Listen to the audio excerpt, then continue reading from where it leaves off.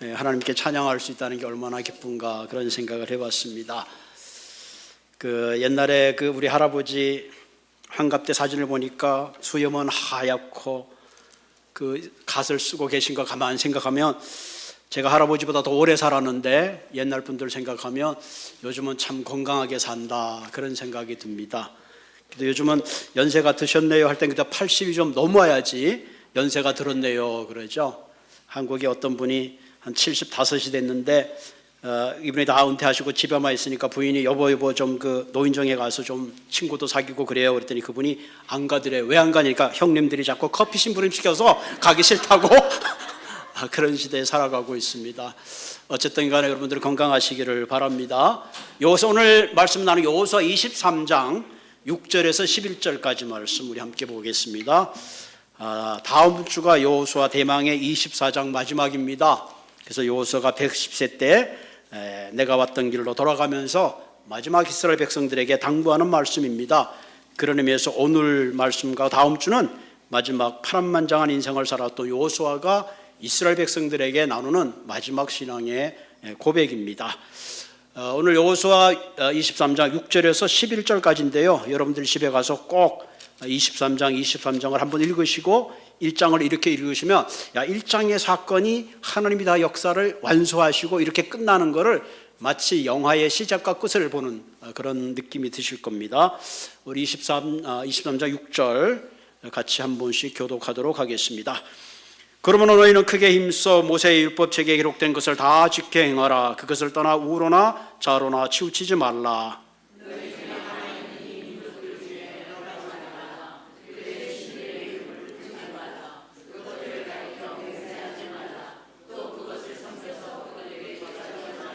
오직 너희 하나님 여호와께서 가까이 하기를 오늘날까지 행한 것 같이 하라.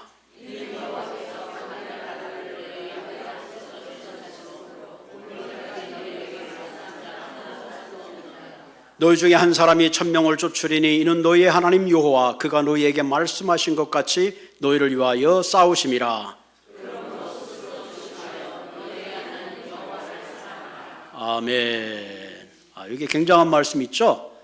너희 중에 한 사람이 1000명을 쫓는다. 여러분 일당 100이란 말은 있지만 일당 1000이란 말이 여기에 있어요. 한 명이 1000명을 감당한다 그런 얘기죠. 오늘 설교 제목이 형통한 삶의 비결. 우리는 이 땅에 살아가면서 누구나 형통한 삶을 살기를 원합니다. 그럼 우리가 형통한 삶을 살기 위해서는 어떻게 살아야 되는가? 오늘 본문의 말씀을 통해서 중요한 3가지 원리를 여러분들이 가슴 깊게 새기고 여러분의 일생 동안 하나님이 원하시는 아름다운 삶을 살기를 바랍니다. 케네디 우주센터에서 1970년도 4월 11일 아폴로 13호가 달 표면을 향하여 발사가 됐습니다. 이 아폴로 13호가 달 표면에 도착하기 전에 공기 찬소 탱크에 문제가 생겼습니다. 그래서 결국은 달 표면에 착륙하지 못하고 4월 17일에 다행히 무사히 귀환하게 되었습니다. 그때 조종자 잭 스와트가 갑자기 우주선이 날아서 달 표면에 진입권에 들어갔는데 연기가 나는 거예요. 너무 깜짝 놀라가지고 본부에다 회신을 청하죠. 휴스턴, we have problem. 우리 큰 문제가 있다. 본부에 연락을 했습니다. 그때 본부에 있던 사람이 진 클렌저라는 사람인데 이렇게 대답했습니다. Failure is not an option. 실패하는 것이 우리의 옵션들이 아니니까 너희들이 무사히 귀환할 수 있도록 우리가 최선을 다하겠다 그런 거죠. 그리고 그 장면을 보고 있던 나사 직원을 통해서 또 모든 사람들이 텔레비를 보면서 기도했습니다. 다행히 산소 탱크가 이미 안 되는 상태고 이미 아폴로 13호는 달의 인력권에 진입한 상태입니다. 다시 돌아온다는 게 불가능하죠.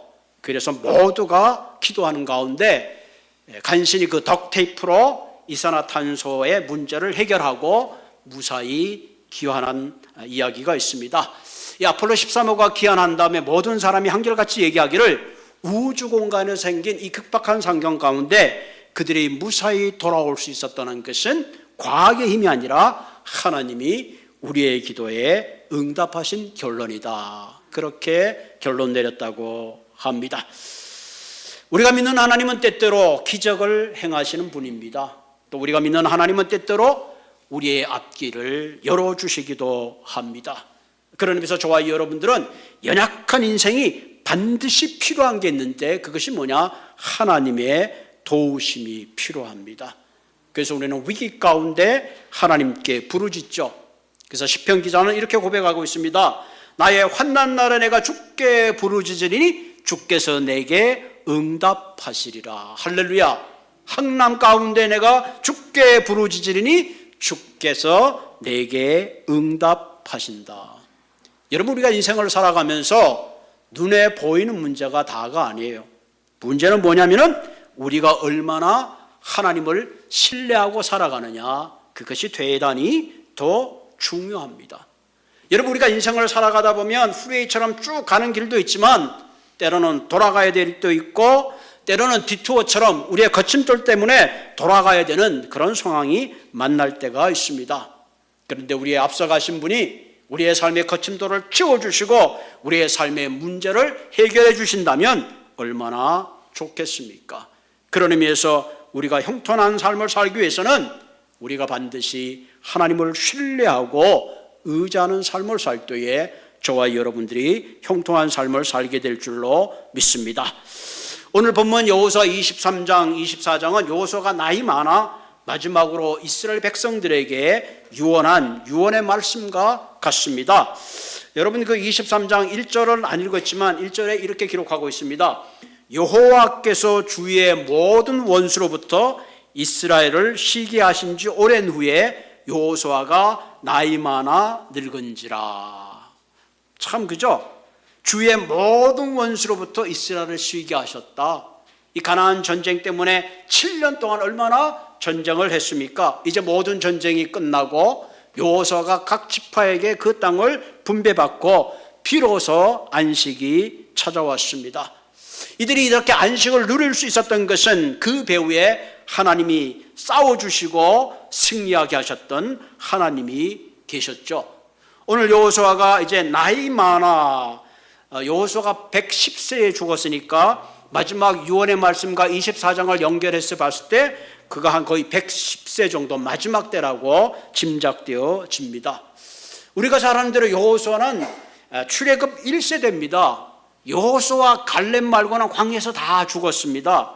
그러니까 여호수아는 누구보다도 440년 동안 애굽에서 종살이했던 그들을 하나님께서 홍해를 거쳐서 놀라운 기적으로 인도했던 하나님을 경험했습니다.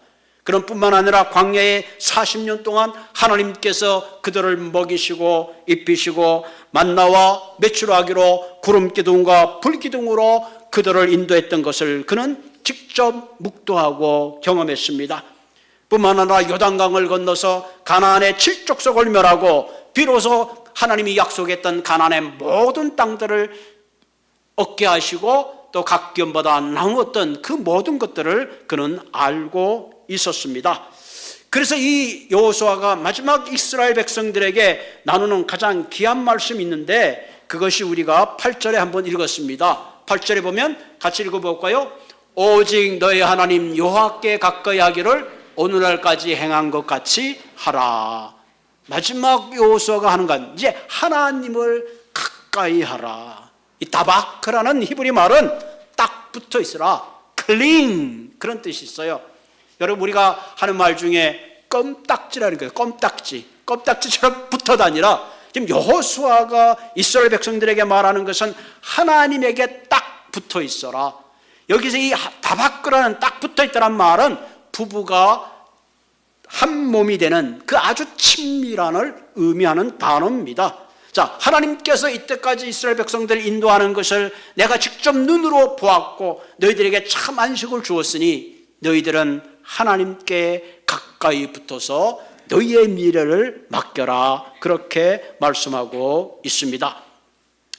본문에 우리가 이렇게 5절에 보면, 여기 이제 제가 6절부터 읽었습니다만 5절에 보면 너희 하나님 여호와께서 너희를 위하여 이 모든 나라에서 행하신 것을 너희가 다 보았거니와 너희 하나님 여호와는 그는 너희를 위하여 싸우신지라. 너희들이 보았지. 그 하나님이 너희를 위하여 싸워주지 않았다면 너희들이 결코 가나안 땅을 정복할 수 없었을 것이다. 그렇게 이야기하고 있습니다. 여러분, 우리가 내가 누구를 믿는다라는 전제 속에는 경험이 있습니다. 내가 그 사람과 관계했더니 그 사람이 약속을 잘 지키고 나에게 신뢰를 시키고 신뢰를 주고 실망을 시키지 않을 때 나는 그 사람을 믿게 됩니다.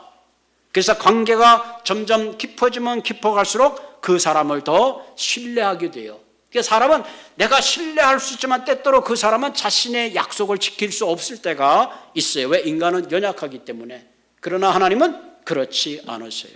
하나님은 약속한 것, 그분은 약속한 걸 반드시 지키시고 그분은 약속한 것을 못 지킬 수 있는 힘이 있는 분이 아니라 전능하신 분이며, 그런 의미에서 우리는 그분의 말씀을 믿게 되고 신뢰하게 되고, 그렇기 때문에 우리는 그분의 미래에 우리의 삶을 맡길 수가 있는 겁니다.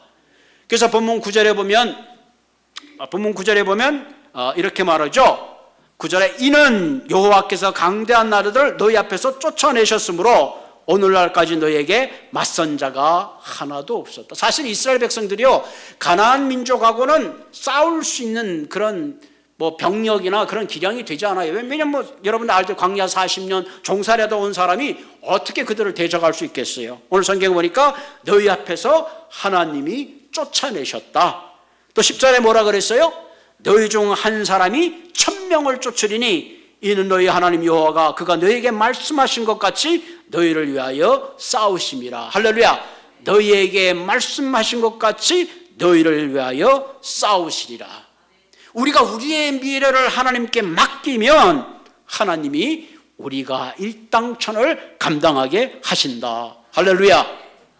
여러분, 종교개혁을 단행했던 마틴 루터는 사실 그 당시에 이 종교개혁을 단행하고 교양을 상대한다는 것, 전 유럽을 상대하는 거예요. 도저히 이거는 계란로 바위 치는 것보다도 훨씬 더 어려운 일입니다.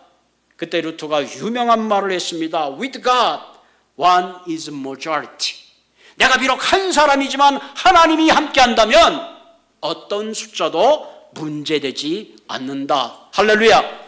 그렇습니다. 우리가 하나님 앞에 껌딱지처럼 붙어 있으면 일당 백의 일을 감당할 수 있고 우리 한 사람이 모자레트가 될 수 있는 줄을 믿으시기를 바랍니다. 자, 그럼 우리가 어떻게 이런 형통한 삶을 살아갈 수 있을까? 오늘 본문을 통하여 세 가지 중요한 원리를 나누도록 하겠습니다. 첫째는 말씀의 궤도를 따라서 살아야 합니다. 말씀의 궤도, 말씀의 길을 따라. 우리 기독교라 그러잖아요. 길도자를 쓰잖아요. 말씀을 따라 살 때에 우리의 삶이 형통할 수 있다.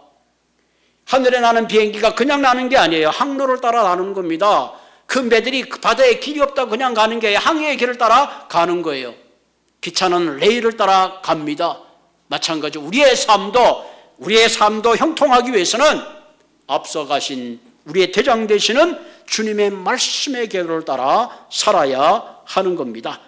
그래서 본문 6절에 보면 이렇게 말하고 있습니다. 6절에 볼까요? 함께 읽겠습니다. 시작. 그러므로 너희는 크게 힘써 모세의 율법책에 기록된 것을 다 지켜 행하라. 그것을 떠나 우로나 좌로나 치우치지 말라. 여호수아가 하는 말이에요. 그러므로 너희는 크게 힘써 모세의 율법책에 기록된 것을 다 지켜 행하고 좌로나 우로나 치우치지 말라. 여러분 기억나죠? 이 모세의 후계자로서 여호수아가 있을 때 그가 막 쫄았어요. 두려웠습니다. 그때 여호수아 여러분 1장 1절 이하에 보면 똑같은 말씀을 하나님이 그에게 약속해 주고 있습니다. 너는 강하고 극히 담대하라. 좌로나 우로나 치우치지 말고 그 율법대로 살아라. 그리하면 내가 어디로 가든지 형통하리라. 이 모세는 하나님이 했던 그 말씀은 그럼 100세가 되는 일생 동안 그 말씀을 기록하고 그 말씀대로 살았습니다. 여기 보면 모세의 율법책에 기록된 대로 다 행하라. 모세의 율법책이 뭐예요? 그 당시에 토라죠. 창세기, 출애굽기, 레위기, 민수기, 신명기, 오경을 말합니다. 다시 말하면 오늘 이 시대에 우리가 살아야 되는 것은 하나님의 말씀을 따라 살아야 된다. 내 생각, 내 가치관, 문화를 따라 사는 것이 아니라 세상이 아무리 변한다 할지라도 하나님의 말씀은 영원하다 그랬습니다. 우리가 하나님의 진리의 말씀대로 살아갈 때에, 그 길을 따라갈 때에 우리의 삶이 형통한 삶이 되는 것입니다. 하나님께서 이스라엘 백성들에게 두 가지 큰 은혜를 주셨는데 그 하나가 성막이죠.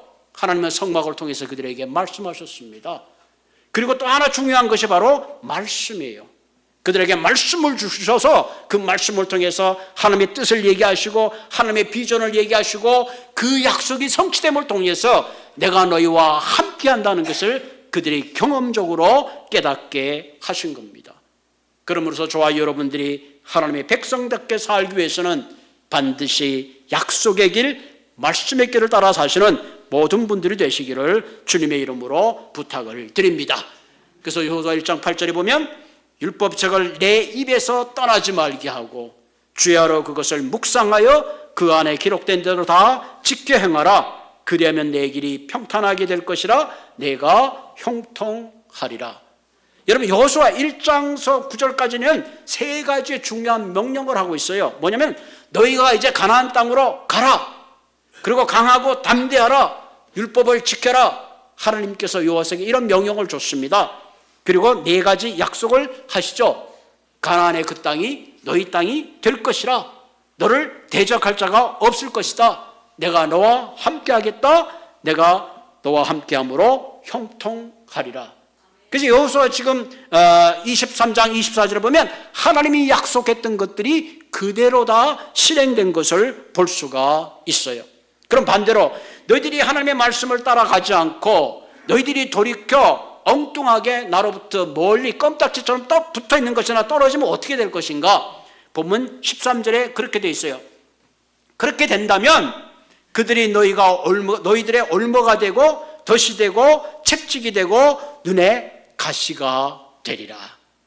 너희들이 나를 가까이 하고 내게 있으면 내가 너희에게 복을 주서 일당천의 삶을 살게 하지만 너희들이 나를 거역하고 세상을 향하고 우상을 섬기게 되면 내가 그 뜻을 돌이켜서 오히려 그들이 너희의 적이 되고 가시가 되고 궁극적으로 멸하게 되리라. 대단히 중요한 경고입니다. 오늘 크리스찬들이 하나님의 은혜만 생각하지 내가 하나님으로 떠나고 말씀으로 떠나고 우상을 섬겼을 때에 하나님이 내게 하실 경고를 무시할 때가 참 많이 있어요. 여러분 운전할 때 빨간불의 경고를 무시하게 되면 어떻게 돼요? 사고가 나는 거거든요. 하나님이 우리에게 축복을 약속하셨지만 하나님으로부터 멀어질 때에 거기에 대한 하나님의 경고도 있습니다. 성경에는 우리가 예수님을 우리를 신랑과 신부의 비유로 하기도 하고 때로는 포도나무와 가지의 얘기를 하기도 있어요. 주님은 포도나무에 우리가 가지라면 가지가 포도나무로부터 떨어지는 순간에 잠시 그나마 남아있던 수분으로 있지만 햇빛에 곧 말라버리고 마는 거예요. 더 이상 힘을 공급받기 때문에 더 이상 열매를 얻을 수가 없습니다. 성경에 보면 뭐죠? 탕자의 비유로 아버지의 유산을 가지고 잠시 아버지의 품을 떠나서 그 유산이 다 탕진해 주는 순간에 그 아들은 더 이상 먹을 것이 없어서 돼지가 먹는 걸 가지고 배를 채우게 되는 그런 것들을 우리가 보게 되죠. 오늘 이 시대에 우리가 겪는 많은 문제들이 있죠. 많은 어려운 문제들은 여러 가지 이유가 있지만 가장 중요한 건 뭐예요? 말씀의 진리의 궤도로부터 점점 멀어지고 있기 때문에 그래요. 이스라엘 역사에 보면 사사시대 때 굉장히 어두웠어요. 왜 그토록 이스라엘 백성이 캄캄한 가운데 지내는가? 사사기 21장 25절은 그 이유를 이렇게 말하고 있습니다. 그때에 이스라엘의 왕이 없으므로 사람들이 각기 자기 소견에 옳은 대로 행하였더라. 사람들이 각기 자기 소견에 옳은 대로 행했다. 뭐가요? 왕이 없고 자기가 좋은 대로 살았다. 한마디로 나는 내 멋대로 살고 너는 너 멋대로 살아. 오늘 이 시대를 살아가는 철학이에요. 서로 간섭하지 말라. 나는 내 나름대로 살겠다는 거예요. 그 결과 우리에게 찾아온 게 뭐예요? 주인 대신 왕을 잃어버리고 말씀을 잃어버리기 때문에 세상의 철학과 사상 따라 자기 멋대로 살기 때문에 싸움이 생기고 전쟁이 생기고 성적 타락이 생기고 가정이 깨어지고 중독의 증상들이 일어나고 있는 겁니다. 주님의 재림이 오는 이 마지막 시대에 우리는 정말 깨어 있어야 돼요. 우리 한 사람 한 사람이 말씀에 깨어 있고 교회가 깨어 있어야 돼요. 여러분, 오늘날 교회들이 건물이 근사하고 사람들이 많이 모였다고 부흥하는 게 아니에요. 얼마나 우리가 말씀의 진리 가운데 깨어 있느냐, 그것이 중요합니다. 여러분, 사울은 사실 다윗과 비교할 때 사울에 대한 우리가 이미지가 약하지만 사울은 이스라엘의 초대 왕이었어요. 그는 대단한 사람이었어요. 잘생기고 모든 능력이 있는 사람이에요.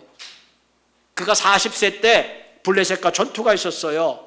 이 믹스바라는 곳에 블레셋 사람들이 모였는데 얼마나 많은 군대가 모였는지 바다의 모래알 같았어요. 이스라엘 백성들이 사시나무를 떨었어요. 언제든지 이 블레셋 장군들이 블레셋이 길갈로 쳐들어오게 될 기세를 가지고 있었습니다. 사무엘이 약속한 날을 기다렸는데 사무엘이 빨리 와야지 이 번제를 드려야 되는데 사무엘이 오지 않는 거예요. 급한 나머지 백성들이 흩어지자 사울이 자신이 번제를 드리고 말아서 제사장이 드려야 될 번제를 왕이 드리고 말은 거예요. 막 제사를 끝내자마자 사무엘이 도착했어요. 사울이 말합니다. 사무엘, 당신이 조금 일찍 오지 너무 늦어서 내가 부득이한 사정 때문에 당신이 드려야 할 번제를 내가 대신 드렸습니다. 상황적으로 맞는 얘기죠. 나중에 보면 이제 블레셋을 하나님이 이기게 해줬어요.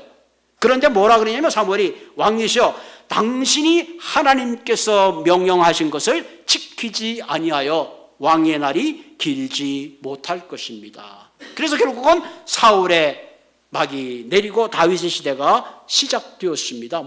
부득이한 상황 때문에 우리가 하나님의 말씀의 궤도를 벗어날 때가 많이 있어요. 이 땅을 살아가면서 그렇잖아요. 부득이한 상황 때문에 다른 사람이 다 하는데 나라고 뭐 점점 궤도에 벗어나는 순간에 우리는 나도 모르게 형통의 삶으로부터 멀어진다는 사실입니다. 그러므로 우리의 삶이 어떤 상황이 되더라도 우리는 말씀의 궤도를 따라 사시는 여러분 한 분 한 분 되기를 주님의 이름으로 부탁을 드립니다. 두 번째, 우리에게 필요한 것은 말씀의 궤도를 따라 살았으면 반드시 따라와야 되는 것이 있는데 그것이 바로 구별된 삶입니다. 본문 7절을 볼까요? 7절을 잠깐 보여주실래요? 자, 하나만 더 올라가실래요? 7절, 땡큐. 7절에 보면 같이 읽읍시다. 시작. 너희 중에 남아있는 이 민족 중에 들어가지 말라. 그들의 신들의 이름을 부르지 말라. 그것들을 가르쳐 맹세하지 말라. 또 그것들을 섬겨 그것들에게 절하지 말라. 뭔가 느껴지죠?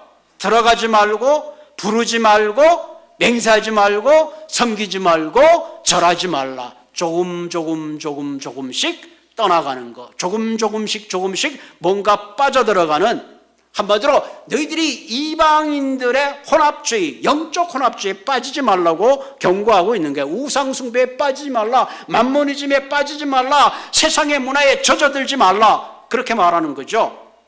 우리가 첫 단추를 잘못 끼게 되면 결국은 다 풀어야 됩니다. 우리가 세상 문화에 점점 타협하기 시작하면 결국은 절할 수밖에 없습니다. 다른 사람이 다 그러는데 뭐 나라고 별 수 있어, 합리화하게 되어 있어요. 여러분, 마약에 중독되고 알코올에 중독되고 그런 사람들이 또 뭐 도박에 중독된 사람이 처음부터 그런 줄 알았어요? 구경 한번 해보자. One time. 한번 내가 테이스팅 해보자. 거기가 문제예요. 한 번이 두 번 되고 두 번이 세 번 되면 이제는 I can control, 내가 더 이상 컨트롤할 수 없어서 결국은 중독에 빠지게 되는 겁니다. 여러분, 우리의 죄, 우리의 힘으로 컨트롤 할 수 없어요. 그렇기 때문에 우리는 이 죄라는 곳에 결코 머물거나 가까이 해서는 안 되는 거예요. 그래서 시편 2편에 우리가 잘 알죠. 복 있는 사람은 어떤 사람이냐? 악인의 꾀를 따르지 않고 죄인의 길에 서지 않고 오만한 자의 자리에 앉지 않는다. 대신에 뭐예요? 여호와의 율법을 즐거워하고 그 율법을 주야로 묵상하는 자도다. 아멘. 우리의 심령이 말씀으로 채워지지 않으면 엉뚱한 곳으로 채워지는 거예요. 그래서 우리는 매사에 나의 언어와 행동과 생각을 구별할 수 있어야 돼요. 그래서 마태복음에 뭐라 그랬어요? 5장 13절 너희에게 잘하자. 너희는 세상의 소금이니 소금이 만일 그 맛을 잃으면 무엇으로 짜게 하리요? 후에는 아무 쓸데없어 다만 밖에버려 사람에게 밟힐 뿐이라. 대단한 얘기를 하고 있어요. 소금이 맛을 잃어버린 맛으로 끝나는 게 아니에요. 사람에게 밟힌다는 거죠. 오늘날 크리스찬들이 바른 삶을 살지 못하면 결국은 뭐예요? 세상으로부터 비방거리가 되고 결국은 하나님의 이름을 망령되게 하는 거예요.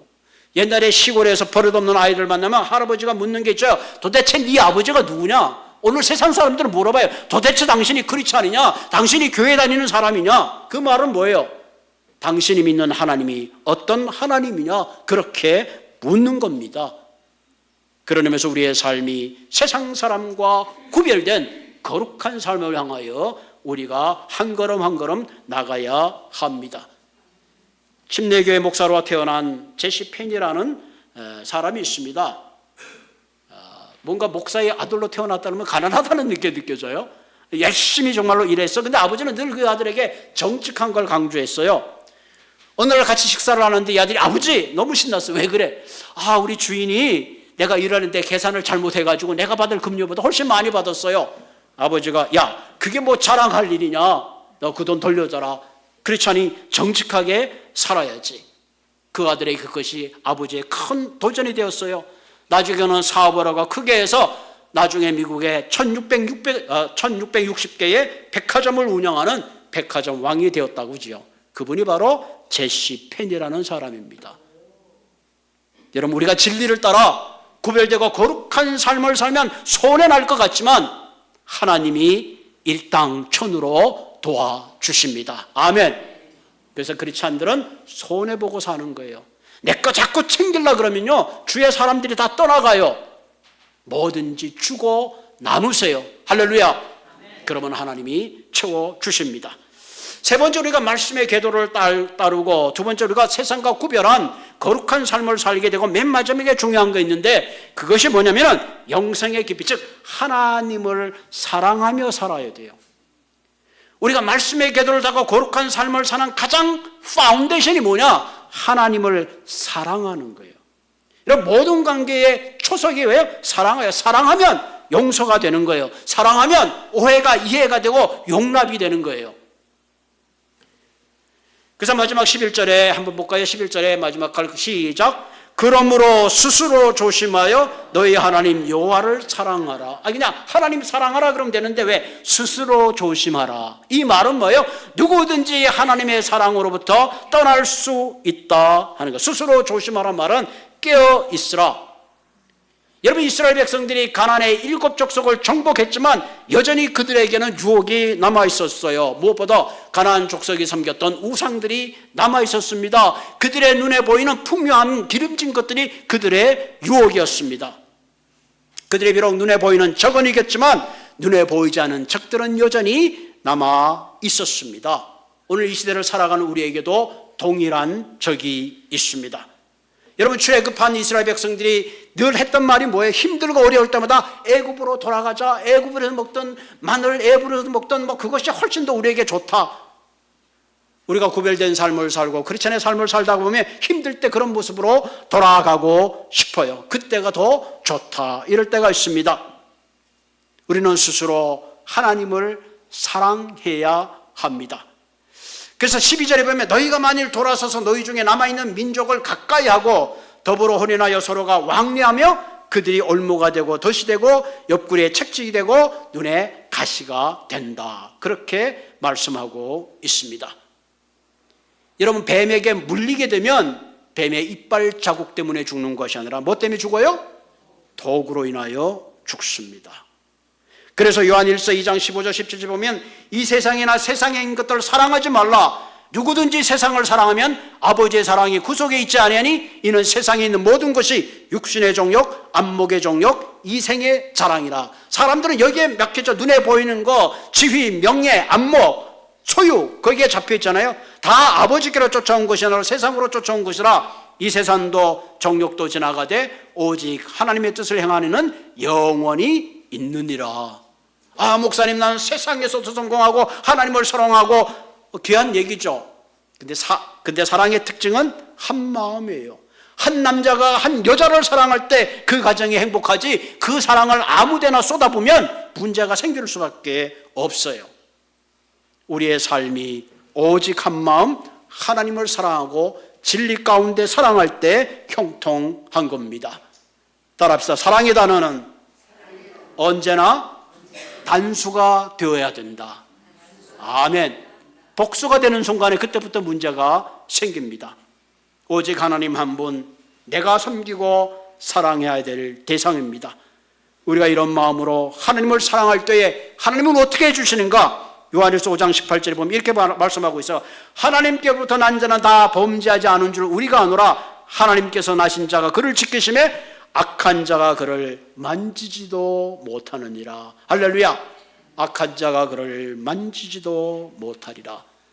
사랑하는 성도 여러분, 우리가 여호수아를 쭉 봤는데 이제 마지막 여호수아가 이스라엘 백성들에게 당부했다면 오늘 이 시대를 살아가는 저와 여러분들에게 당부하는 말씀입니다. 내가 이때까지 내 생각대로 살아왔다면 이제 내 말씀의 궤도를 따라 사시기를 바랍니다. 이때까지는 내가 거룩한 삶이라는 세상의 문화를 따라 살았다면 구별된 삶을 사시기 바라시고 하나님께 가까이 하는 그런 삶을 사시기를 주님의 이름으로 축복을 드립니다. 우리 같이 기도하겠습니다. 좋으신 하나님, 오늘 우리가 이 땅을 살아가면서 서로가 방해받지 않고 함께 공생하며 그냥 서로 터치하지 않는 그런 삶이 굉장히 자유로울 것 같지만 사실은 그렇지 않다는 것을 압니다. 오늘 이 귀한 말씀을 통해서 다시 한번 우리의 삶이 말씀의 궤도를 따라 살게 하여 주시옵소서. 다시 한번 주님을 사랑하는 마음으로 살게 하여 주시며 세상과 구별된 아름다운 구별된 삶을 살 수 있도록 주님 인도하여 주옵소서. 우리가 하나님 이렇게 결심하지만 때때로 약해질 수 있습니다. 이 시간 우리 한 사람 한 사람 성령께서 어루만져 주시고 우리 일생 동안 진정 형통한 삶을 살게 하여 주시고 하나님이 주신 그 축복을 잘 간직할 수 있도록 주님 인도하여 주시옵소서. 내가 너희들에게 복을 약속했지만 너희들이 나를 떠나고 나로부터 멀리하고 우상을